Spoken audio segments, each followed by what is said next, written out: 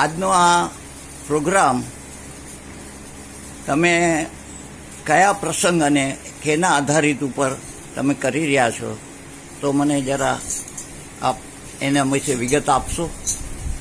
અમારું ઘોડાસર કામેશ્વર પાર્કનું ગોપી મંડળ છે. એને આજે 17મું વર્ષ બેઠું છે. એના પાટોત્સવ નિમિત્તે આજનો આ ઉત્સવ પ્રસંગ અમે રાખેલો.